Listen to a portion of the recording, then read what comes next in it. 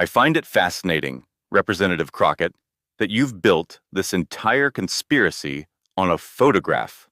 President Trump's voice suddenly filled the airwaves, calm and cutting, because you see, I'm the one who took it. The storm had broken, but the air was still thick with the poison of Jasmine Crockett's crusade. Her career was a ruin, her reputation was in tatters, but her obsession with the Vance family had become the singular driving force of her existence. Having failed to destroy them with legal challenges and personal smears, she now waited in the shadows, a political predator hunting for one last scrap of opportunity. Meanwhile, inside the White House, the toll of the relentless attacks was visible. J.D. Vance was exhausted, not from the political fight, but from the emotional drain of seeing his wife, Usha, so maliciously and publicly targeted. They had planned a quiet getaway months ago, a week of blissful anonymity in a remote mountain cabin to celebrate their anniversary. It was meant to be a moment of peace, but now it felt like a retreat. President Trump saw it too.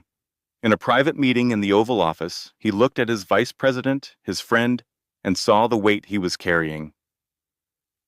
"You need to go, J.D., Trump said, his tone unusually gentle. "You and Usha need to get away from this town. Recharge. Reconnect. Forget any of this ever happened for a few days." "I don't know, Mr. President," Vance admitted. "It feels like we'd be running away. It feels like letting her win." "Winning?" Trump scoffed, a flash of his usual fire returning. "She's a ghost, J.D., a nobody. You taking a well-deserved vacation is not a victory for her. It's a victory for you, for your family." He leaned forward. "Go, I will hold the fort. Nothing will happen while you're gone. That's my promise." Reassured by the president's promise, the Vances decided to go. The trip was a closely held secret, known only to a handful of aides and the Secret Service. The morning of their departure was gray and overcast. They boarded a small, unmarked government jet at a private airfield, looking forward to the quiet embrace of the mountains. They were finally escaping. But they weren't. Hidden in the trees just beyond the airfield fence was a photographer, a freelancer working on a tip from one of Crockett's last remaining loyalists. He snapped a series of grainy, long-lens photos of J.D. and Usha Vance boarding the plane. Within an hour, the photos were in Jasmine Crockett's hands. She stared at the images, her eyes wild with a delirious, triumphant glee. This was it, the final piece of the puzzle. They were leaving. She didn't know where, and she didn't care. The image was all that mattered. She immediately called a press conference on the Capitol lawn, billing it as a bombshell announcement of national importance. While the Vance's jet was in the air, rendering them completely unreachable, the White House press office, following the president's orders, issued a terse no comment to all inquiries about the vice president's whereabouts. The media frenzy began instantly. The lack of information created a vacuum that Crockett was more than happy to fill with her poison. She took the stage like a conquering hero, a large screen behind her. "For weeks I have been asking questions," she began, her voice ringing with false righteousness. "I have been demanding accountability, and now we know why they have been so desperate to silence me." With a dramatic flourish, she pointed to the screen. The grainy photo of J.D. and Usha Vance boarding the jet flashed into view. She had a graphic designer add bold yellow text over it. "They are fleeing. They are leaving," Crockett shrieked, feeding off the camera flashes. "Just as my investigation was closing in, the vice president and his wife have fled the country. Where are they going? Are they seeking asylum? Has Usha Vance finally decided to run from the laws she has broken for so long? This is a national disgrace, an admission of guilt. The vice president has abandoned his post.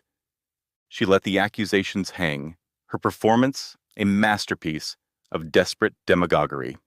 The White House remained silent. Her narrative, as insane as it was the only one being told. She felt invincible. At the height of her rant, just as she was calling for impeachment proceedings, something unexpected happened. The live feed from her press conference on every major news network suddenly flickered. The screen went black for a second, then resolved into a new image, the presidential seal. A title appeared, "A Special Message from the President of the United States." The feed then cut to a live shot of President Donald Trump. He wasn't behind the resolute desk. He was sitting in a comfortable armchair in the White House residence, a fireplace crackling behind him. He looked relaxed, almost amused. Jasmine Crockett, watching on a monitor beside her podium, froze. Her mouth fell open. "Good afternoon," President Trump began, his voice calm and conversational, as if he were just joining the nation for a chat. "I hope I'm not interrupting anything important. I was just watching Representative Crockett's performance. It's quite something." He looked directly into the camera, a sly smile playing on his lips. "I find it fascinating, Representative Crockett, that you've built this entire conspiracy on a photograph." He paused, letting the entire country hang on his next words. "Because you see," he said, delivering the fatal blow, "I'm the one who took it." The sound of 100 reporters gasping at once was audible even through the broadcast. Crockett stood at her podium as if she'd been turned to stone.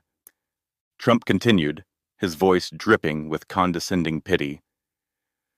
"Well, not literally, of course. A Secret Service agent took it for me, on my phone, but I was standing right there. You see, after weeks of your disgusting, vile, and frankly unhinged attacks on the vice president's family, I saw the toll it was taking on them. Two of the finest people I know, and I decided they deserved a gift. My gift. So I arranged for them to have a quiet, private week away at a secure location. I personally drove them to the airfield this morning, and just before they got on the plane, I told them to turn around so I could get a picture. A memento, a reminder that even in the face of ugly, baseless hate, good people deserve moments of peace." He leaned back in his chair. "So, you see, Representative, they aren't fleeing. They are on a vacation that I, their friend and their president, insisted they take. The plane they are on is American. The ground they land on will be American. And the only disgrace here is a lonely, bitter woman standing on the Capitol lawn, trying to turn an act of friendship and kindness into a federal crime." He shook his head, a look of profound disappointment on his face. "You have lost, Miss Crockett. You lost your committees, you lost your party, you lost your dignity, and now you have lost your last shred of sanity. You are an object of national pity. My speech is over. I suggest your political career be over as well." The feed cut. Back on the Capitol lawn, the press was in an uproar, but they weren't yelling questions at Crockett anymore. They were laughing. The absurdity of it was overwhelming. She had been caught, in front of the entire world, spinning a conspiracy about a photo the president himself had orchestrated. Her final desperate attack had been transformed into a punchline. She stood there, speechless, her face a mask of utter, soul-crushing humiliation. The bold yellow words on the screen behind her, "They are fleeing," were no longer an accusation. They were a monument to her own spectacular, self-inflicted defeat. She had been left speechless by a single sentence, a single truth, that had not just ended her argument, but had turned her into a national joke. With one sentence, President Trump didn't just refute the lie, he completely reframed the narrative from a scandal into an act of personal kindness. What was it about that single sentence that made it so devastatingly effective? Share your thoughts below, and for more stories of brilliant political strategy, make sure to subscribe.